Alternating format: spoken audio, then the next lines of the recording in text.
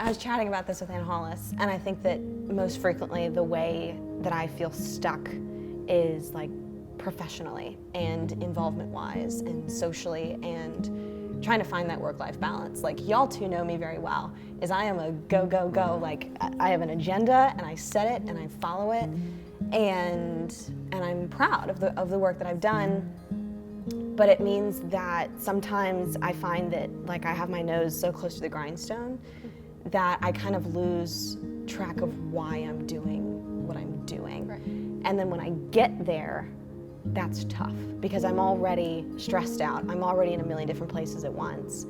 And the anxiety of feeling like I am in these positions, for lack of a better word, I'm stuck. Like this is it. Like I am too deep to say, hey, I'm done. And at the same time, I can't really remember why I'm here or what I am doing, what I'm doing this for. And when I'm stuck so much on the how am I gonna do this? How am I gonna get up in the morning and finish this day and have a 17-hour day and come home and wake up the next morning and do it all over again? I focus so much on the how that I forget the why. And that to me has been kind of some of the scariest moments that have happened this year is like, what am I doing? What am I doing and where do I go from here? I think with my experience in feeling stuck, it's been more mental health related, just with anxiety and everything. It's just been something I feel like I struggled with not knowing, but like in high school I struggled with it. I didn't know I was. And then in college, especially my freshman year, really struggled with it. And then with COVID, really struggled with it.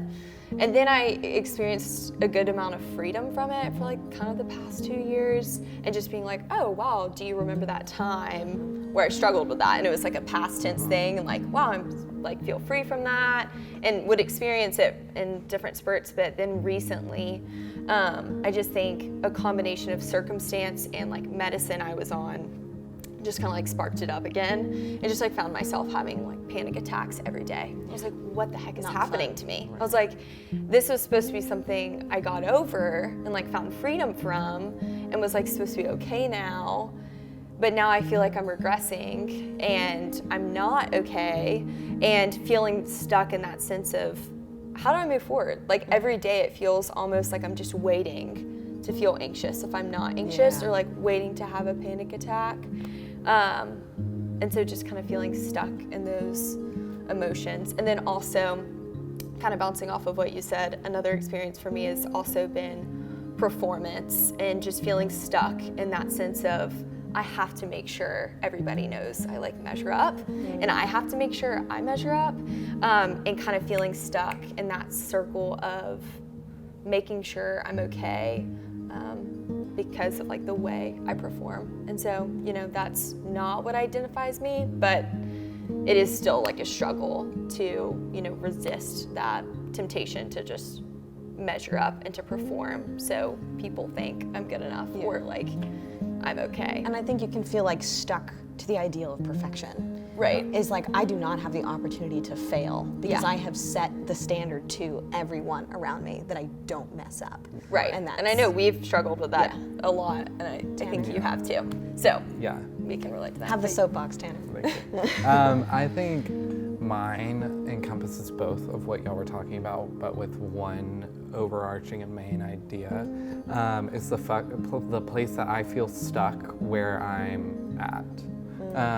It's with the fact that I've grown up here my whole life, and I'm such a person that likes to be in a city and be in a place where a lot of things are happening, and I like change, and that's something that I used to not like, and I challenged myself to like it and to appreciate change, because you can't grow without change. And so now I've gone through all my middle school and high school, and now I'm in college, and I've done everything from nonprofit work to here in college to finally getting on cabinet and doing student government to doing orientation this past summer, which was one of the most rewarding but also exhausting experiences I've ever had in my life. And I think I also see it on a day-to-day when I do live here, because I'm in Athens, and because I have this desire to get out and go to New York City or Atlanta or go to wherever just to get out and have a new experience, I forget to appreciate the little things. Yeah. And so that can really play into my mental health, because whenever I have a good day, I don't want to give it credit, because I'm like, well, if I say I'm having a good day today, I'm probably going to have a bad day tomorrow, just because that's what I'm used to, and with how my mind works, and my mental health is never fully stable, and so it's a struggle for me to appreciate the good that can come out of things, because I know if I get really excited about it, I'll get scared that it's just gonna go away in the snap of a finger. Like if I have like I said, if I have a really good day today, I could probably have the worst day ever the next day. And so I don't know if that really makes sense. Yeah, no, it does. It does. But it's kind of, mine is all about where I'm at, and I've looked at what I've done here at UGA, and I still want to do more in my last year here. I'm not done. Y'all know I'm a go-getter too, and I want to get things done. But also I've realized that like through my involvement, my mental health can play a factor in it, because I'm going, and I know why I'm doing it and how I'm doing it, but I forget to enjoy it. Is the thing that hurts the most. Like this past summer with orientation, I look back on it and I loved it. I want to take a nap when I look back on it because it was so exhausting. But I look back on it and I'm like, wow, that was incredible. In the moment, I was like, oh my gosh, can this please be over soon? Like I'm on my last limb, like I can't do this anymore. So that's kind of where I feel stuck. And I think definitely like a overarching theme that the three of us share, and y'all correct me if I'm wrong, but I think that I think the three of us are pretty anxiously coded, and we all like kind of struggle with that, is that on a day-to-day basis, it's this purgatory of waiting for the other shoe to drop. Is I know I have great days, and I know I have horrible days. And it's a question of what's gonna happen in the middle of the day that's gonna decide which one it is. Or am I gonna wake up and be like, oop, it's a bad one.